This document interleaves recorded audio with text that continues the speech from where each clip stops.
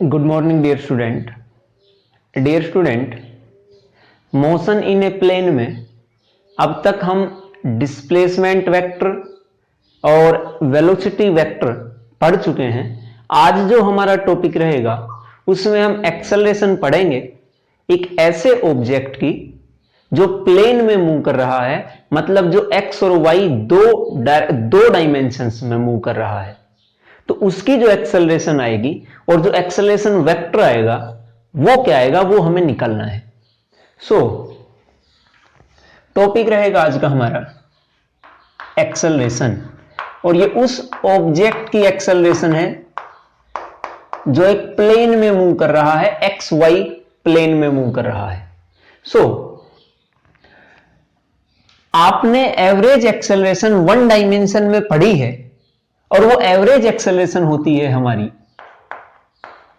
Change in velocity upon change in time.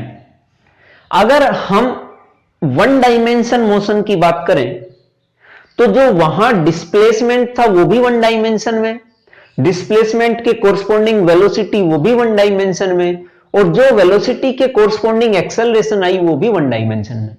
लेकिन यहां हम अगर प्लेन की बात करें तो प्लेन में हमने जो डिस्प्लेसमेंट निकाला था वो भी प्लेन में था, जो डिस्प्लेसमेंट के कोरस्पॉन्डिंग वेलोसिटी निकाली वो वेलोसिटी भी प्लेन में थी, और उस वेलोसिटी के कोरस्पॉन्डिंग अगर एक्सेलरेशन निकाल दे तो बच्चों एक्सेलरेशन भी प्लेन में ही आएगी।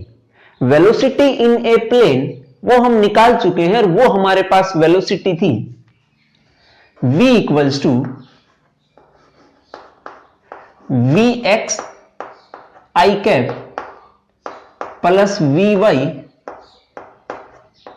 जे कैप। ये वेलोसिटी हमारे पास थी एक ऐसे ऑब्जेक्ट की जो प्लेन में मूव करता है। अब हमें वेलोसिटी पता है, अगर इसका रेट ऑफ चेंज ऑफ निकाल दे तो हमारे पास एक्सेलरेशन आएगी। रेट ऑफ चेंज हमें निकालना है, तो यहां जो v है, मैं इस v की जगह अगर ये वैल्यू पुट कर दूं तो हमारे पास आएगा average acceleration equals to del v की जगह हमने लिखा V x I cap plus we Y J cap upon del t। इस डेल को अगर हम इन दोनों के साथ मल्टीप्लाई कराएं सेपरेटली, और डेल t को भी अगर मैं अलग अलग लिख दूं, एक बार इसके साथ प्लस एक बार इसके साथ जे कैप। ये जो वेलोसिटी हमारे पास आई है, ये वेलोसिटी एक्स कंपोनेंट मतलब एक्स डायरेक्शन में है, और ये है वाई में। इसका रेट ऑफ चेंज जो है वो रेट ऑफ चेंज ये तो है एक्स डायरेक्शन में, ये पूरा, ये रेट ऑफ चेंज है वाई डायरेक्शन में। इसका मतलब rate of change of velocity with time acceleration बनता है। तो ये जो rate of change of velocity with time आया, ये एक्सेलरेशन आई है हमारी एक्स डायरेक्शन में। ये जो क्वांटिटी आई है ये एक्सेलरेशन है हमारी वाई डायरेक्शन में। तो यहां हम इस एवरेज एक्सेलरेशन को लिख सकते हैं, average acceleration equals to del V X upon del T को हम लिख दें acceleration along X axis plus acceleration along Y axis. This is the average acceleration of a particle in time del t which is moving in a plane। इस time del t में जो acceleration आई, average acceleration, वो object की ये आई है। Object plane में है, आपसे पूछ लिया जाए कि x डायरेक्शन में उसकी एक्सेलरेशन कितनी, तो आप कहेंगे ax, y में कितनी तो ay, और टोटल एक्सेलरेशन ऑब्जेक्ट की कितनी ax प्लस ay। सो ये हमने एवरेज एक्सेलरेशन निकाल दी। अब अगर इंस्टेंटेनियस एक्सेलरेशन हमसे पूछ ली जाए तो इंस्टेंटेनियस एक्सेलरेशन क्या होती है? इंस्टेंटेनियस एक्सेलरेशन एक वन डायमेंशन में तो आप इनको पढ़ ही चुके हैं, बस अब दो डायमेंशन में पढ़ने हैं। वन डायमेंशन में केवल एक ही कंपोनेंट होता था, टू डायमेंशन में दो कंपोनेंट होंगे। वन डायमेंशन में हमने सिर्फ ये लिखा था del V upon del T. X direction में था, एक ही डायरेक्शन थी, वाई और जेड थी ही नहीं, तो अंडरस्टूड थी वो बात कि वो जो कंपोनेंट है, वो जो वेलोसिटी, वो जो एक्सेलरेशन है, वो एक्स एक्सिस में है। हमें लिखने की जरूरत नहीं थी एक्स और वाई, लेकिन यहां ऑब्जेक्ट एक्स और वाई दोनों में है, तो हमें बताना पड़ेगा कि x में कितनी वैल्यू है, y में कितनी वैल्यू। बस इसीलिए हमने x में ये लिखा और दूसरे के साथ y लिखा। तो यहां जब इंस्टेंटेनियस एक्सेलरेशन निकालें, उससे पहले आप एक बार रिकॉल करिए कि वन डायमेंशन में आपने इंस्टेंटेनियस एक्सेलरेशन कैसे निकाली थी। इंस्टेंटेनियस एक्सेलरेशन के लिए यहां तो ये टाइम डेल टी है, अगर मैं इस टाइम डेल टी को 0 के बराबर कर दूं, मतलब बहुत स्मॉल कर दूं, टेंड्स टू 0, ये लगभग 0 के बराबर हो टाइम इंटरवल, तो इस वेरी स्मॉल टाइम इंटरवल में जो वेलोसिटी चेंज होगी, वो चेंज इन वेलोसिटी भी बहुत स्मॉल होगा। और जब बहुत स्मॉल चेंज हो तो हम उस डेल की बजाय डी लिखते हैं, और हम लिखते हैं डीवी अपॉन, टाइम भी बहुत स्मॉल है टाइम इंटरवल, तो हमने लिखा डीवी अपॉन डी टी। अब वेलोसिटी की वैल्यू हमें पता ही है v x plus we y, यहां आप वैल्यू पुट करिए, हमारे पास d upon D t v x I cap plus we Y J cap. इस डी वाई डी टी को दोनों के साथ मल्टीप्लाई कराइए, instantaneous acceleration equals to dv x upon D T plus dv y upon D T और साथ में जे cap.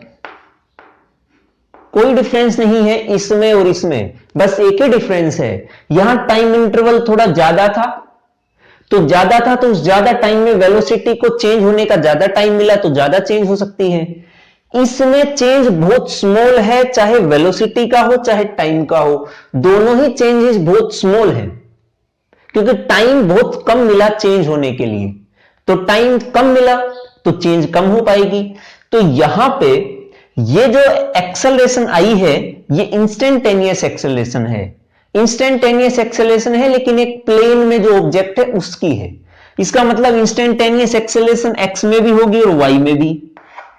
जो इंस्टेंटेनियस एक्सेलरेशन हमने ऑब्जेक्ट की एक्स डायरेक्शन में निकाली, वो i dv x upon D t, तो इसको लिखेंगे a x I cap plus ये instantaneous acceleration along y axis.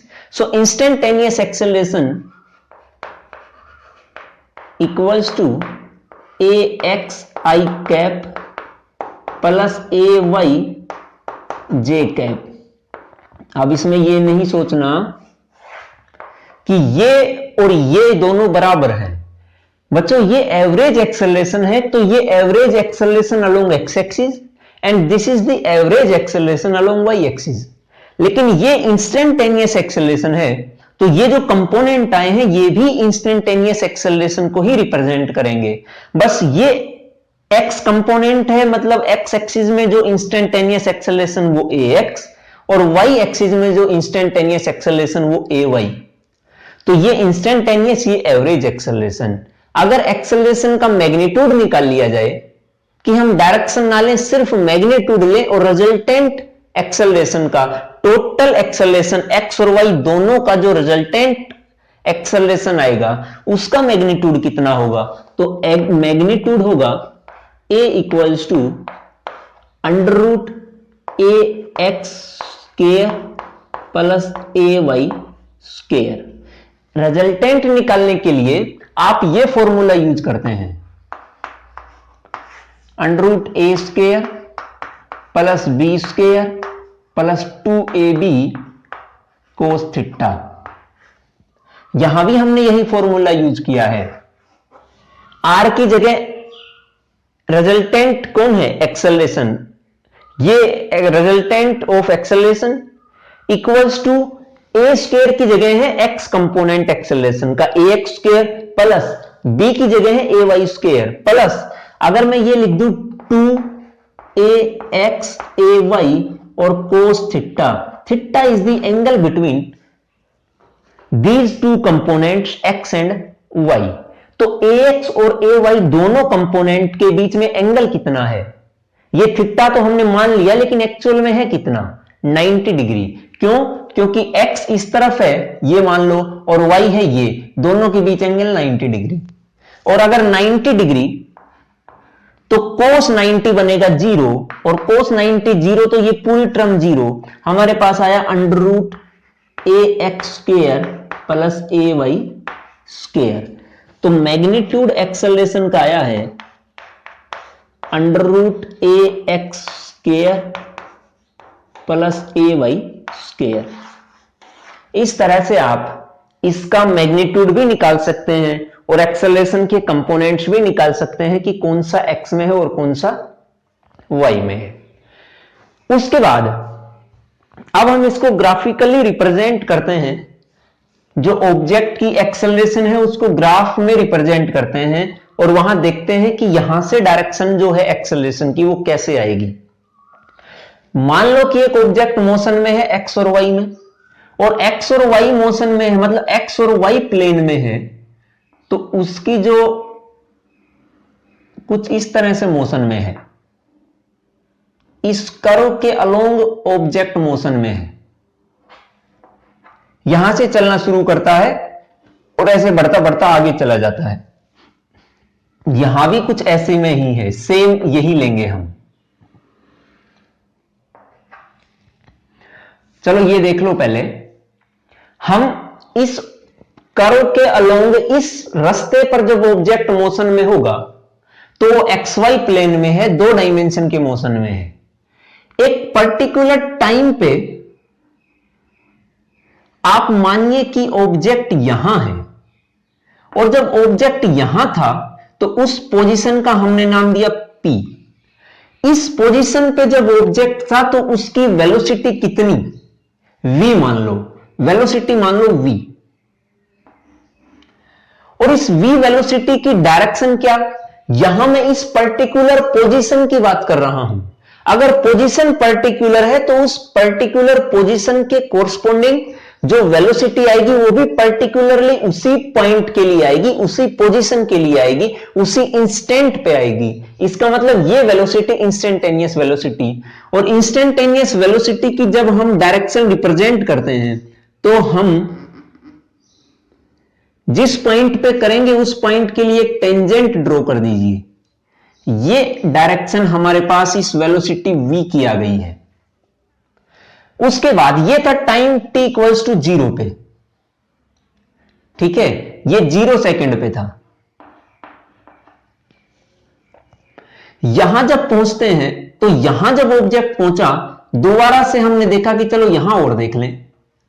जब इस पॉइंट पे आया और इसका नाम दे दो P1, इस पॉइंट P1 पे आएगा तो इस पॉइंट P1 पे जो वेलोसिटी होगी उसका नाम दे दो V1, और उस V1 की डायरेक्शन क्या होगी? फिर से ये पर्टिकुलर पॉइंट और पर्टिकुलर पोजीशन पे जो वेलोसिटी आएगी वो इंस्टेंटेनियस एक्सेल वेलोसिटी की डायरेक्शन रिप्रेजेंट करने के लिए हम फिर से एक टेंजेंट ड्रॉ करेंगे।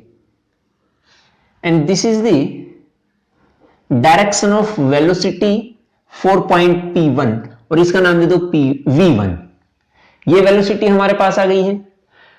अब यहां जो ये वेलोसिटी हमने मेजर की V और V1, इसे मेजर करने का जो बीच का टाइम है इन दोनों का, वो टाइम आप मान लो डेल t1। इस डेल t1 टाइम इंटरवल में वेलोसिटी चेंज हुई V से लेकर V1 तक। अब हमें टाइम पता है, चेंज इन वेलोसिटी पता है V1 माइनस V, और उस कितने टाइम में? डेल t1 में। तो हम एवरेज एक्सेलरेशन निकाल पाएंगे बाय यूजिंग दिस फॉर्मूला। लेकिन हमें यहां पे एक्सेलरेशन की डायरेक्शन बतानी है कि डायरेक्शन किस तरफ आएगी।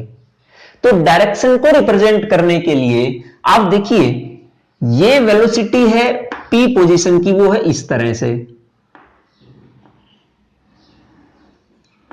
ये है V। जो V1 है वो किस तरह से है? वो है कुछ इस तरह से। तो इस v की टेल और v1 की टेल दोनों के एक पॉइंट पे कोइंसाइड करा दीजिए। v इस तरह से था, v1 है इस तरह से, v1। यहां वेलोसिटी चेंज हुई v2 v1, तो चेंज इन वेलोसिटी कितना आएगा?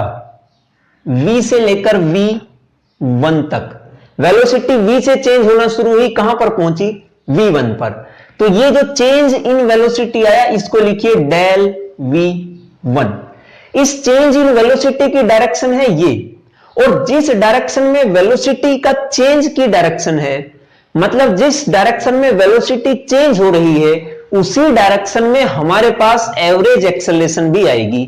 मतलब चेंज इन वेलोसिटी की डायरेक्शन और एवरेज एक्सेलरेशन दोनों की डायरेक्शन सेम रहेगी। सो इस डायरेक्शन में चेंज इन वेलोसिटी और इसी डायरेक्शन में हमारी एक्सेलरेशन, हमने लिखा ये है हमारी एक्सेलरेशन की डायरेक्शन।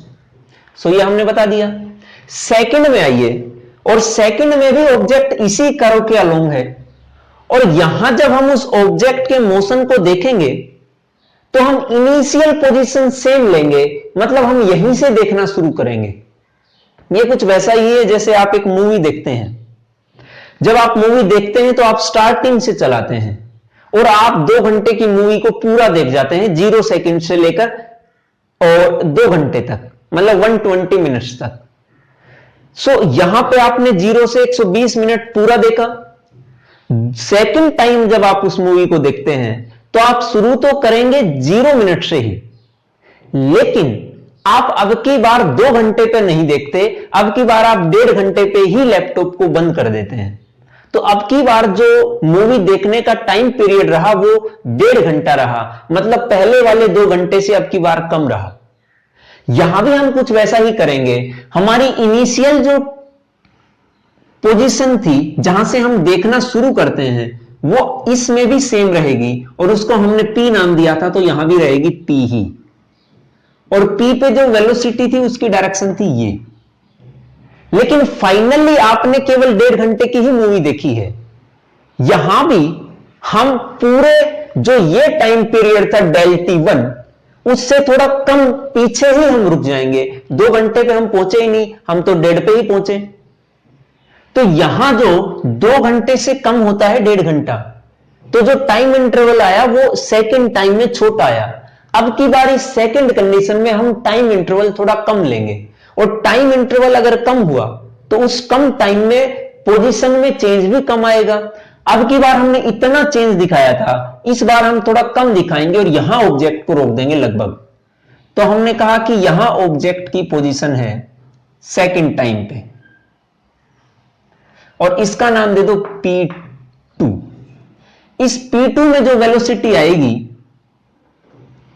वो वेलोसिटी आएगी हमारी कुछ इस तरह से, ये V और इसके कोरस्पॉन्डिंग वेलोसिटी V2। अब हमें टाइम इंटरवल कितना लिया है? Del T2, and this del T2 is less than del T1। ये हो गया है। सो टाइम कम था तो चेंज इन पोजीशन भी कम आई, कम पोजीशन चेंज हुई। अब यहां इस चेंज इन वेलोसिटी के कोरस्पॉन्डिंग जो एक्सेलरेशन आएगी वो आएगी कितनी, वो तो आप निकाल देंगे।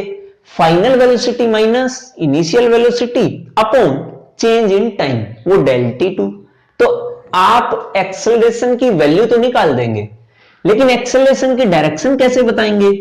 यहां पे आपकी जो इनिशियल वेलोसिटी थी वो थी ऐसे ही जैसे फर्स्ट केस में थी,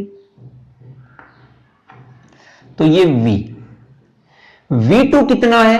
V2 है आपका इतना, ये धीरे धीरे थोड़ा कम हो गया, ये V2। वेलोसिटी चेंज हो रही है V से लेकर V2 तक, तो जो चेंज आया वो आया V2, और इस चेंज को हमने नाम दिया डेल V2। यहां पे चेंज की डायरेक्शन है ये, और जिस डायरेक्शन में वेलोसिटी चेंज हो वही डायरेक्शन एक्सेलरेशन की होगी। इसका मतलब इसी डायरेक्शन में हमारी एक्सेलरेशन भी आएगी। ये डायरेक्शन है एक्सेलरेशन की सेकंड केस में भी। थर्ड केस में यहां भी ऑब्जेक्ट उसी कर्व के अलोंग था, लेकिन डिफरेंस ये हमने किया कि हम टाइम पीरियड धीरे धीरे डिक्रीज कर रहे हैं। पहला डेल T1 फिर डेल T2, मतलब पहले 2 घंटे मूवी देखी, फिर 1.5 घंटे, थर्ड टाइम हम केवल 1 ही घंटा मूवी देखेंगे। लेकिन स्टार्टिंग पोजीशन अब की बार भी 0 मिनट ही थी, तो यहां पे स्टार्टिंग हमने सेम रखी और इस पोजीशन का नाम दिया v, सॉरी इस वेलोसिटी का नाम दिया v और इनिशियल पोजीशन का नाम दिया p। ये हमारे पास है।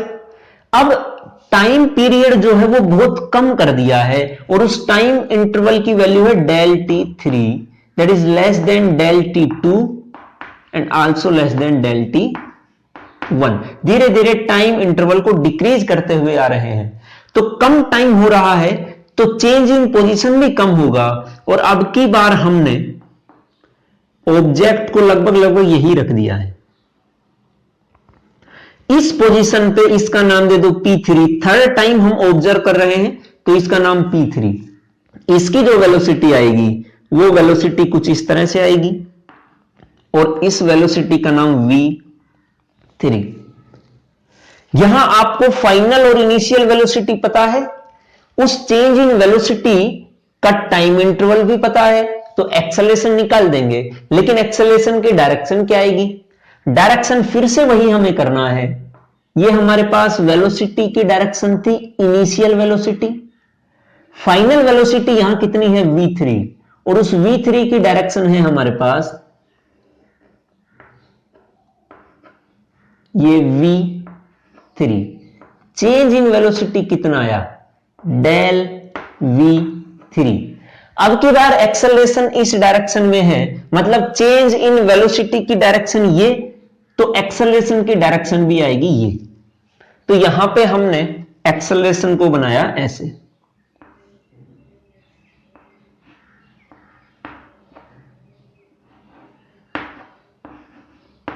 This is the average acceleration. Fourth time हम जो टाइम इंटरवल है उस टाइम इंटरवल को इतना कम कर देंगे, मतलब डेल T4 और डेल T4 टाइम इंटरवल लगभग लगभग 0 के बराबर। तो सीधी सी बात है इनसे तो छोटा ही होगा, तो टाइम इंटरवल कम करते हुए आए और लास्ट में इतना कम कर दिया कि 0 सेकेंड। मतलब आपने मूवी चलाई और चलाते ही आपने मूवी को बंद कर दिया। अचानक से बाहर से किसी ने आवाज लगाई तो आपने वही रोक दी मूवी। तो आपने जो टाइम इंटरवल था मूवी देखने का वो कितना रहा? 0 रहा। और उस 0 टाइम इंटरवल में लगभग लगभग 0 टाइम इंटरवल में आपने मूवी कितनी देखी? मूवी आगे कितनी बढ़ी? 0 के बराबर बढ़ी, आगे बढ़ी ही नहीं। तो जहां थी वहीं की वहीं आपने रोक दी। यहां भी कुछ वैसा ही है, टाइम इंटरवल इतना कम कर दिया कि जहां ऑब्जेक्ट की पोजीशन थी वहीं की वहीं रही, और वहीं अगर रही तो उसके कोरस्पोंडिंग जो वेलोसिटी आई वो एक पर्टिकुलर पॉइंट पे वेलोसिटी आई इस डेल T4 टाइम इंटरवल में। और पर्टिकुलर पोजीशन पे जो वेलोसिटी होती है उसका नाम इंस्टेंटेनियस वेलोसिटी। तो उसके कोरस्पोंडिंग जो एक्सेलरेशन आएगी वो भी इंस्टेंटेनियस एक्सेलरेशन। यहां पे पोजीशन थी आपकी ये, इनिशियल पोजीशन हमने सेम रखी है, वेलोसिटी थी v और ये पॉइंट p। अब जो एक्सेलरेशन आएगी वो एक्सेलरेशन की डायरेक्शन आएगी कुछ इस तरह से कि वो एक्सेलरेशन इस पे 90 डिग्री का एंगल बनाएगी, और ये एक्सेलरेशन एवरेज नहीं है, इंस्टेंटेनियस है। सो इस तरह से हम एक्सेलरेशन और वेलोसिटी को शो कर सकते हैं ग्राफ की मदद से। ये इंस्टेंटेनियस और ये वेलोसिटी थी आपकी, दोनों में एंगल 90 डिग्री। सो ये हमने ग्राफिकली रिप्रेजेंटेशन कर दी है। ये एक्सेलरेशन थी एक ऐसे ऑब्जेक्ट की जो 2 डायमेंशन में, जो XY प्लेन में मूव कर रहा है, उस ऑब्जेक्ट की ये एक्सेलरेशन थी। अब हम एक एग्जाम्पल करते हैं और वो एग्जाम्पल आपकी NCERT बुक का है, और वो एग्जाम्पल है 4.4। एग्जाम्पल है 4.4।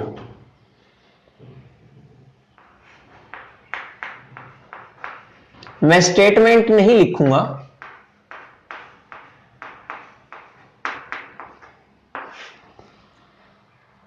कहता है the position of A particle is given by, एक ऑब्जेक्ट है, एक पार्टिकल है, उसकी पोजीशन दे रखी है और पोजीशन है कुछ इस तरह से 3ti cap plus 2t square J cap plus 5k cap. कहता है the position of particle is given by this where t is in second and coefficient है proper units for r to be in metre. ये जो r है ये सब metre में है, ये पोजीशन हमने मीटर में मेजर करनी है, टाइम सेकंड में है। Find velocity at time t, vt a t, ये हमें निकालनी है ऑब्जेक्ट की। फर्स्ट में तो ये कहता है, चलो पहले ये निकाल लें। सो जब आप ये निकालेंगे तो आपको पोजीशन पता है, change in position with time हमारे पास वेलोसिटी आती है। वेलोसिटी कौन सी है? ये एक पर्टिकुलर टाइम t पे पूछी है, तो ये जो वेलोसिटी आएगी वो वेलोसिटी इंस्टेंटेनियस वेलोसिटी। एक्सेलरेशन भी पर्टिकुलर टाइम t पे पूछी, तो ये भी इंस्टेंटेनियस एक्सेलरेशन। इंस्टेंटेनियस वेलोसिटी क्या होती है? Instantaneous velocity dvx upon dt dvy upon dt। सो यहां हम लिखेंगे dvx upon dt i cap plus dvy upon dt j cap plus dvz upon dt k cap. क्योंकि ऑब्जेक्ट की पोजीशन x, y, z तीनों में है। अब आप कहेंगे कि हमें कैसे पता चला कि x, y, z तीनों में है? क्योंकि पोजीशन जो है वो देखो i cap, j cap, k cap. i cap is the unit vector along x axis, j cap is the unit vector along y axis, k cap is the position vector along z axis. अगर हमारे पास unit vector तीनों direction के हैं x, y, z के, इसका मतलब object तीनों dimensions में है। वो स्पेस में एक ऑब्जेक्ट है, एक प्लेन में नहीं है, अभी स्पेस में है ऑब्जेक्ट। तो यहां पे जब हम ऑब्जेक्ट स्पेस में है, 3 डायमेंशन में है, तो वेलोसिटी भी 3 डायमेंशन में आएगी। कैसे निकालेंगे? ये dvx अपॉन dt, सॉरी ये तो एक्सेलरेशन थी ना, dvx अपॉन dt। हमें तो वेलोसिटी निकालनी है, तो वेलोसिटी होती है drx upon dt, dry upon dt और drz अपॉन dt। ये जो r है इसका x कंपोनेंट ये है, y कंपोनेंट ये है, z कंपोनेंट ये है। तो जब हम drx लिखेंगे, rx कितना है? 3t, तो d अपॉन dt साथ में 3t i cap plus d upon dt, r का y कंपोनेंट कौन सा है? 2t स्क्वायर, तो 2t square j cap plus position तो जड़ में भी थी भाई, और अगर जड़ में पोजीशन चेंज होती है तो वेलोसिटी उसमें भी आएगी। कितना है? 5k cap. ये जो क्वांटिटी आई है ये differentiation of position with respect to time, differentiation of position with respect to time, differentiation of position with respect to time. अब हमने तीनों ही सेम बोल दिया, लेकिन ये है differentiation of position in X axis, ये है differentiation of position in Y axis, और ये है इन जेड एक्सिस। तो जब हम एक्स एक्सिस के अलोंग डिफरेंशिएशन करेंगे तो हमारे पास vx आएगा, मतलब वेलोसिटी x में आएगी। y में करेंगे तो वेलोसिटी y डायरेक्शन में आएगी, और z वाले का करेंगे तो वेलोसिटी z डायरेक्शन में आएगी।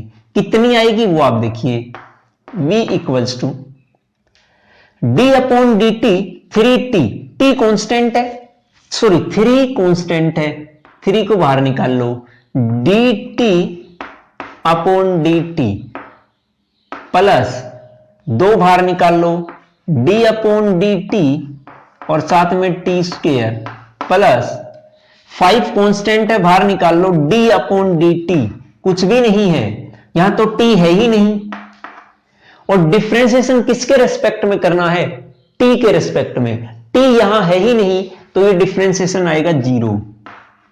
अगर ये डिफरेंशिएशन 0, इसका मतलब ये कंपोनेंट वेलोसिटी का जेड डायरेक्शन में 0, इसका मतलब ऑब्जेक्ट जेड डायरेक्शन में था जरूर लेकिन जहां था वही रहा, उसने अपनी पोजीशन चेंज नहीं की, और अगर पोजीशन चेंज नहीं की तो उसकी वेलोसिटी जेड डायरेक्शन में बच्चों आएगी 0। तो ये वेलोसिटी जेड एक्सिस की तो 0 आ गई। अब निकालते हैं वी एक्स और वी वाई, एक्स में कितनी वाई में कितनी, 3, ये जे कैप आई कैप जरूर लगाना है, 3 आई कैप भाई D T upon D T कितना बन गया है 1 प्लस 2, इस टी स्क्वायर का डिफरेंशिएशन क्या आएगा, आपने डिफरेंशिएशन कर रखा है x equals to T square हो तो आप करेंगे dx अपॉन dt, ये बनेगा differentiation of x with respect to time. तो यहां पे जो x है वो टी स्क्वायर के बराबर है, जब आप इसका डिफरेंशिएशन करेंगे तो डिफरेंशिएशन बनेगा जो या मान लो आप x raise to power t raise to power n है, एक स्टैंडर्ड रिजल्ट मान लें, जनरलाइज केस, तो यहां डिफरेंशिएशन का फॉर्मूला होगा n को तो आप आगे लिखेंगे, साथ में t जैसा था वैसे लिख दो, और जो t की पावर पहले n थी उस n में से -1 कर दो, ये डिफरेंशिएशन आ गया है टाइम के रिस्पेक्ट में। जब यहां टाइम के रिस्पेक्ट में करेंगे तो पावर है 2, यहां n थी तो n को आगे लेके आए, यहां 2 है तो 2 को आगे लेके आओ, साथ में t को ऐसे ही लिख दो, t की पावर जितनी थी उसमें से 1 माइनस कर दो, सो 2 - 1 j कैप, और ये कंपोनेंट तो 0 हो ही गया, so v equals to 3 I cap plus 4t j cap. ये हमारे पास वेलोसिटी आई है, ये वेलोसिटी को हम ये भी लिख सकते हैं, this is the velocity along x axis, this is velocity along y axis. vx की वैल्यू 3 है, vy की वैल्यू 4t है, तो हमने ये कंपोनेंट भी निकाल दिए हैं। उसके बाद कहता है एक्सेलरेशन हमें और निकालनी है, तो एक्सेलरेशन क्या आएगी, a t equals to velocity थी dr अपॉन dt, एक्सेलरेशन आएगी dv अपॉन dt। यहां लिखेंगे v किसके बराबर, vx plus vy, vx I cap plus dvy upon dt j cap, d upon dt, vx की किसके बराबर, 3 के बराबर, सो हम इसको लिखेंगे 3 I cap plus d upon dt, vy किसके बराबर 4t j कैप। यहां एक्सेलरेशन आएगी at time t equals to, यहां तो टाइम है ही नहीं, t है ही नहीं, तो डिफरेंशिएशन किसका करोगे, यहां differentiation of 3 with respect to time t is 0, क्योंकि 3 कांस्टेंट है, जिसके रिस्पेक्ट में डिफरेंशिएशन करो वो होना भी तो चाहिए, यहां तो टाइम है ही नहीं न्यूमरेटर में, तो ये टर्म बनेगी 0 प्लस 4 कांस्टेंट है, बाहर निकाल लो, और ये बनेगा dt अपॉन dt, उसकी वैल्यू आएगी 1 j कैप। कहने का मतलब एक्सेलरेशन आपकी आई है at time t equals to 4 j cap. देखो ऑब्जेक्ट था तो तीनों डायरेक्शन में, x y z में, उसकी पोजीशन तीनों में थी, स्पेस में था, लेकिन चेंज कहां कहां हुई, x और y में, जिस डायरेक्शन में जिस एक्सिस के अलोंग डायरेक्शन चेंज हुई या पोजीशन चेंज हुई, सॉरी, जिस डायरेक्शन में जिस डायमेंशन के अलोंग पोजीशन चेंज हुई उसी डायरेक्शन में हमारे पास वेलोसिटी होगी, और जिस डायरेक्शन में, जिस डायमेंशन में, जिस एक्सिस में वेलोसिटी चेंज हुई वहां हमारे पास एक्सेलरेशन आएगी। पोजीशन तीनों में थी, चेंज किस में हुई? एक्स और वाई में, तो वेलोसिटी भी आई एक्स और वाई में।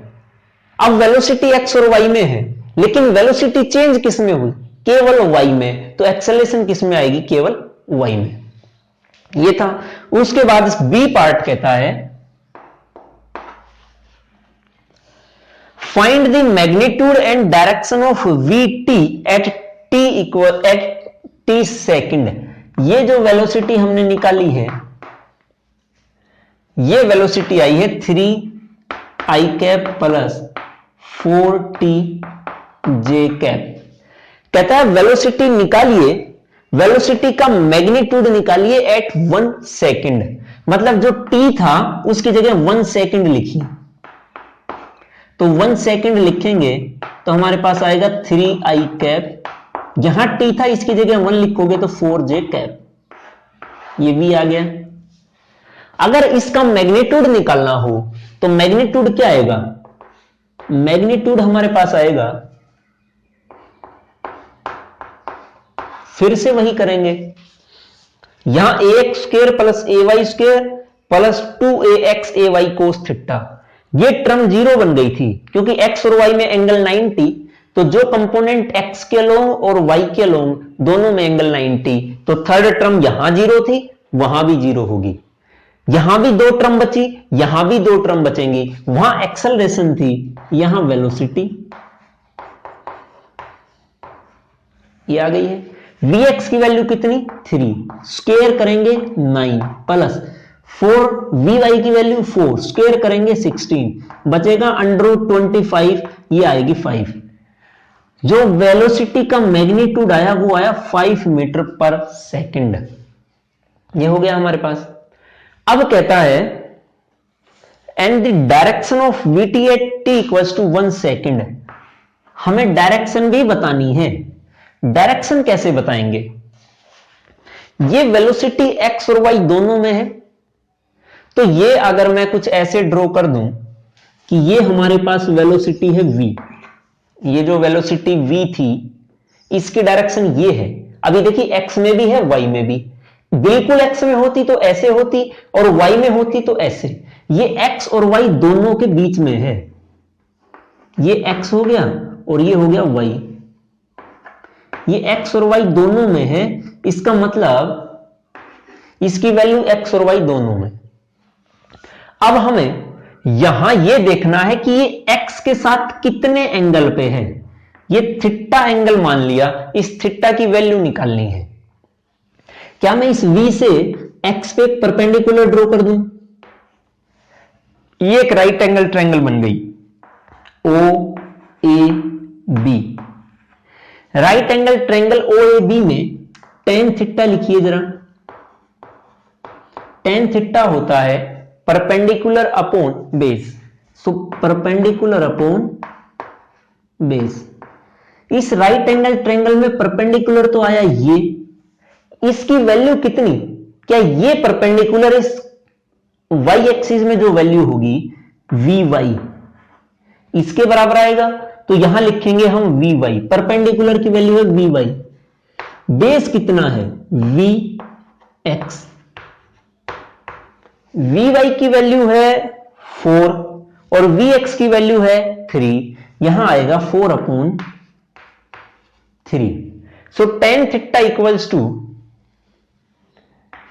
tan theta equals to 4/3 and theta equals to tan inverse 4/3। जब इसे सोल्व करोगे तो इसकी वैल्यू आएगी 53 डिग्री। इसका मतलब जो y था, सॉरी जो v था, जो वेलोसिटी थी, वो वेलोसिटी x एक्सिस के साथ 53 एंगल पे है। कितने एंगल पे होगी? 53 डिग्री एंगल पे होगी। सो हमने ये इसका एंगल बता दिया, इसका मतलब डायरेक्शन बता दी। अगर 90 पे होती x के साथ तो ये डायरेक्शन में होती y के साथ। अगर 0 डिग्री एंगल आता तो वेलोसिटी x में ही होती, क्योंकि x के साथ एंगल थीटा बनाया है थीटा कितना 0, मतलब एक्स भी ऐसे ही और वी भी ऐसे ही, दोनों पैरेलल, तब एंगल 0 बनेगा। अगर थीटा 180 डिग्री आता तो एक्स एक्सिस तो इस तरफ, वेलोसिटी आती इस तरफ, तभी तो ये वेलोसिटी एक्स के साथ 180 डिग्री बनाएगी इससे अपोजिट आके। सो हमने यहां डायरेक्शन बता दी, माइनस एक्स में, 90 थे तो प्लस वाई में, और 0 होता तो एक्स में, और ये एंगल थीटा आया तो कुछ इस तरह से वेलोसिटी की डायरेक्शन होगी। ये था हमारा एग्जाम्पल 4.4। एक बार मैं फोन चेक कर लेता हूं चल रहा है कि नहीं। चलिए, चल रहा है। अब आगे जो हमारा टॉपिक है वो है motion in a plane with constant acceleration. जो हमारा टॉपिक है अब उसका नाम है motion in a plane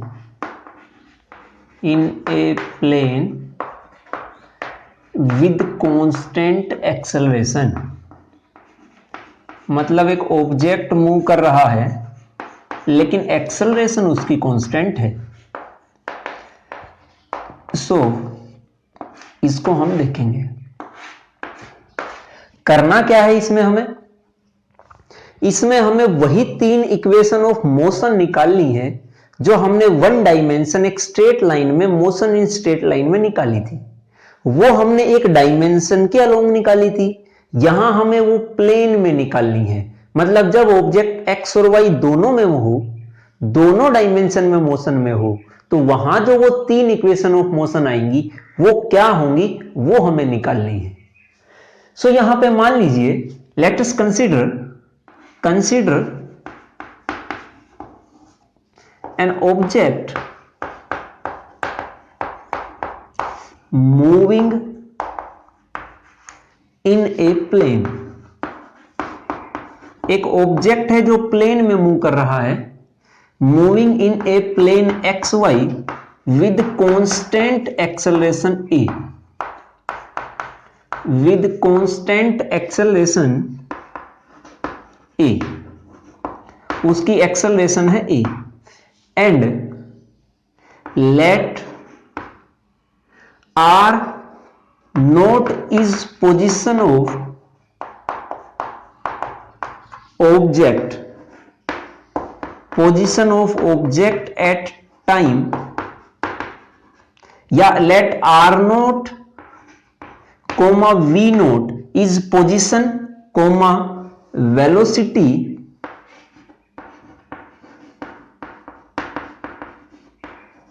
of object at time t equals to, या एट टाइम 0 सेकेंड।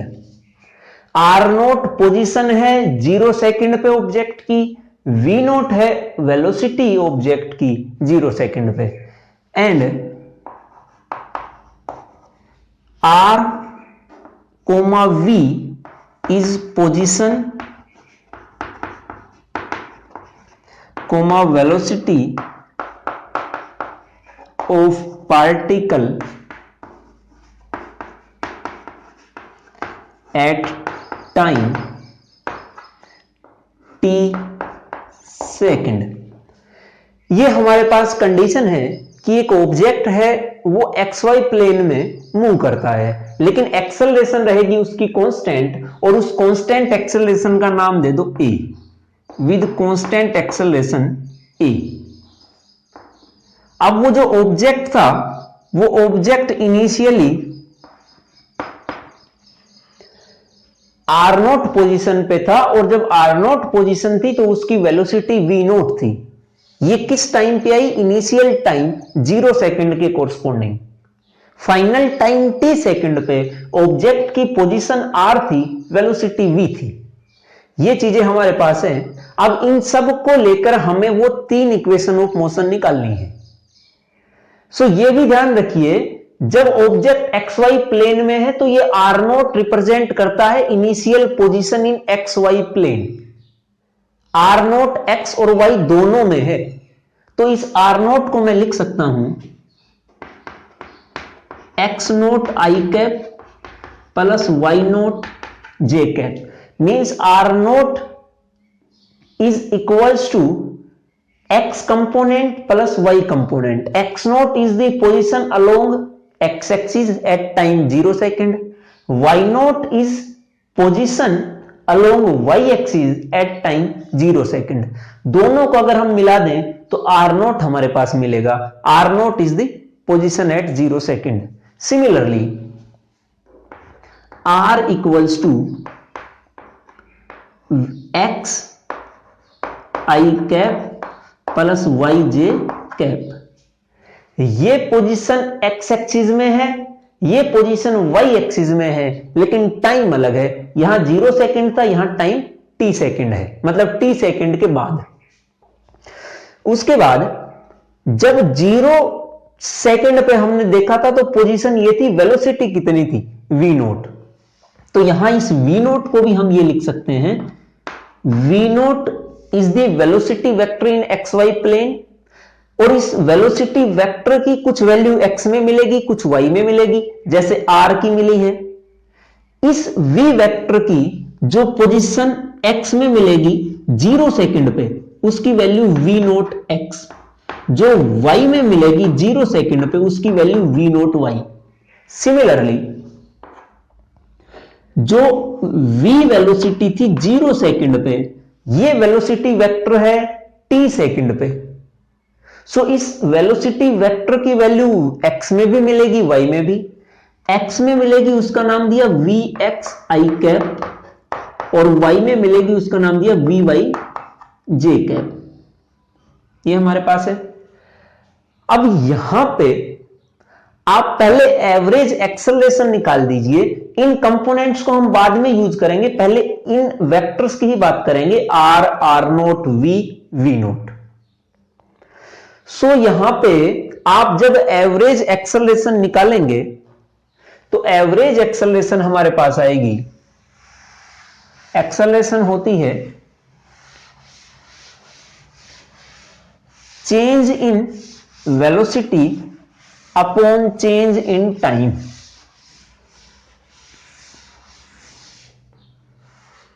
सो यहां पे average acceleration equals to change in velocity. कितना चेंज हुआ, final velocity minus initial velocity, means v minus v note,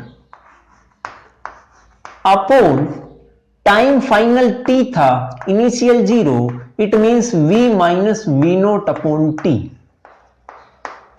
ये हमारे पास आया.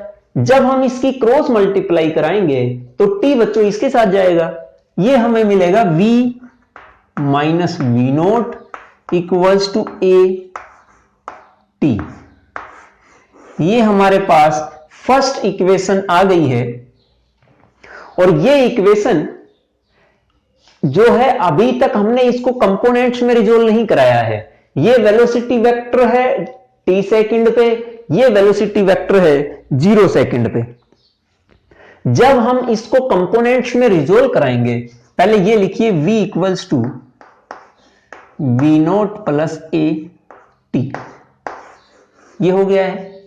ये वेलोसिटी वेक्टर की वैल्यू x में भी होगी, y में भी. इस वेलोसिटी वेक्टर की भी वैल्यू x और y में. एक्सेलरेशन कांस्टेंट तो है, लेकिन है तो x और y दोनों में. तो इसको हम अगर कंपोनेंट्स में लिखें तो इन x axis vx, x axis में तो v की वैल्यू कितनी थी, vx ही तो थी. v नोट की वैल्यू x में कितनी थी, v नोट x. तो यहां लिखेंगे v note x plus a की वैल्यू x में आएगी ax. टाइम x और y दोनों के लिए सेम. सिमिलरली जब y कंपोनेंट लिखेंगे इन y एक्सिस, वो कितनी आएगी, vy. भाई v का y डायरेक्शन में कंपोनेंट था vy, v नोट का y डायरेक्शन में component v note y plus a का कंपोनेंट y में at. ध्यान रखिए कंपोनेंट जरूर है, लेकिन x में जितनी एक्सेलरेशन थी वही रहेगी, एक्सेलरेशन ना एक्स में चेंज होगी ना वाई में चेंज होगी, हम ये मान के चले हैं। चलो यहां मैं एक्सेलरेशन भी लिख देता हूं, a equals to a x I cap plus a y J cap, ये है। सो ये दोनों कंपोनेंट एक्स और वाई के हमारे पास आ गए हैं। अब ये तो फर्स्ट इक्वेशन थी, सेकंड जब हम निकालेंगे तो आप ये देखिए, हमारे पास वेलोसिटी फाइनल भी पता है, इनिशियल भी पता है, एवरेज वेलोसिटी कितनी आएगी। तो एवरेज वेलोसिटी यहां तक हमने फर्स्ट निकाल दी है, अब सेकंड देखिए। एवरेज वेलोसिटी होती है v average equals to change in position upon change in time. भाई फाइनल पोजीशन r थी, इनिशियल r नोट, तो final minus initial, final time t, initial time 0, तो एक्सेलरेशन एवरेज वेलोसिटी यही तो होती है। सो एक वैल्यू तो हमारे पास आई r minus are naught upon t equals to, इस v एवरेज की वैल्यू हम ये भी लिख सकते हैं, हमें फाइनल वेलोसिटी पता, इनिशियल वेलोसिटी पता, ये दो वेलोसिटी का जब एवरेज आप निकालेंगे तो जैसे मैथमेटिक्स में आप नंबर का एवरेज निकालते हैं वैसे ही करेंगे। मान लो आपके पास दो नंबर हैं 3 और 2, दोनों का एवरेज कैसे निकालोगे, या 3 और 5 मान लो, दोनों का एवरेज निकलेगा 3 जमा 5 बटे नंबर कितने हैं 1 2, ऐसे निकलता है। यहां वेलोसिटी का भी ऐसे ही निकलेगा, एक वेलोसिटी v, दूसरी v नोट, कितनी है टोटल 2, तो 2 से ही डिवाइड कर दो, ये हमारे पास आ गया है। यहां से r माइनस आर नोट को एक तरफ रखिए, ये बनेगा v plus v nought upon 2 into T. अब यहां से v नोट की जो वैल्यू है, क्या मैं यहां से v नोट की वैल्यू नहीं लिख सकता, सॉरी क्या मैं यहां से v की वैल्यू नहीं लिख सकता, यहां जो v है इस v की वैल्यू लिखिए, और v की वैल्यू है v naught plus A T, तो ये आएगा v naught plus A T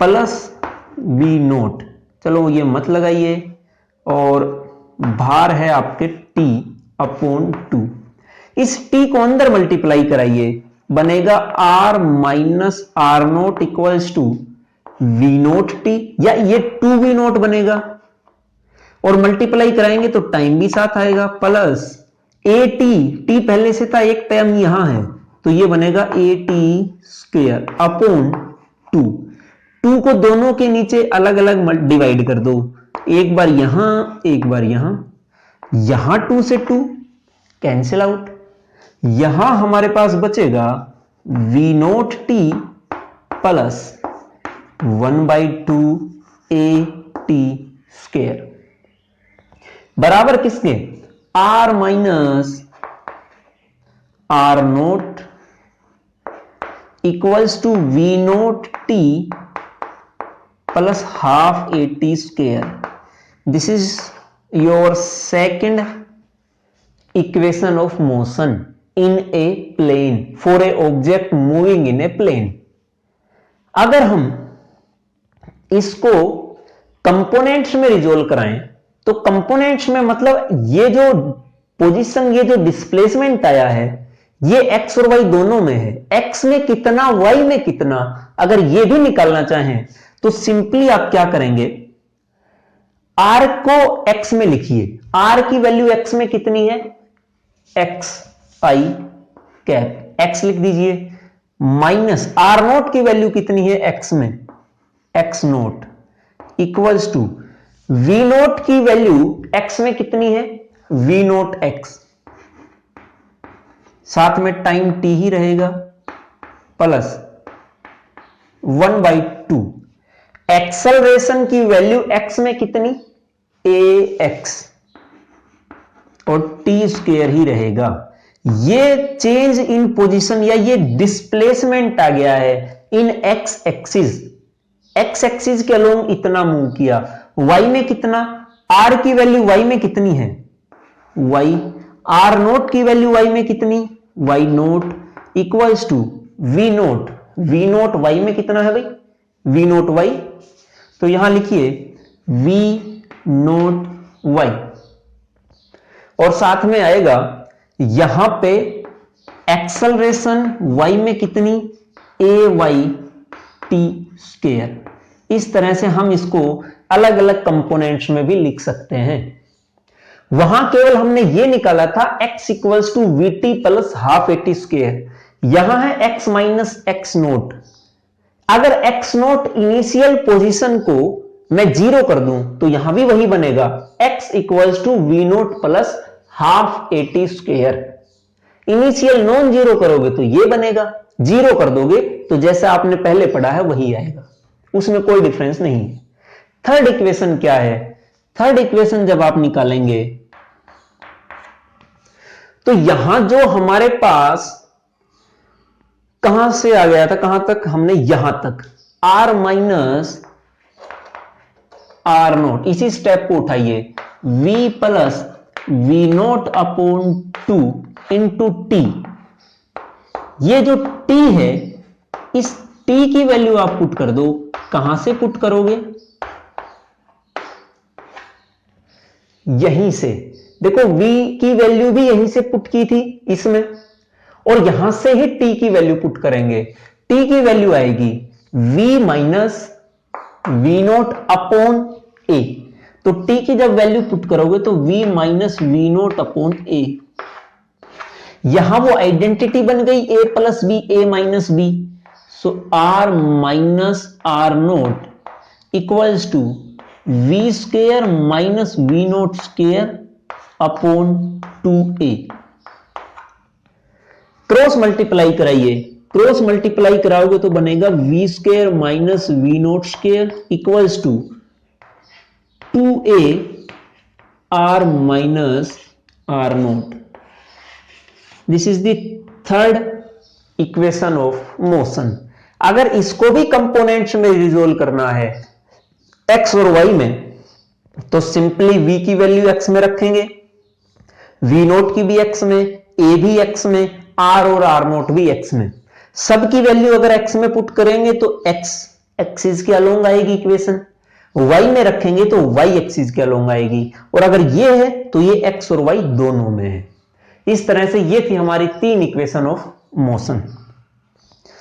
सो ये था आज का हमारा टॉपिक, इसको करिए अच्छे से और मिलते हैं नेक्स्ट लेक्चर में। Thank you.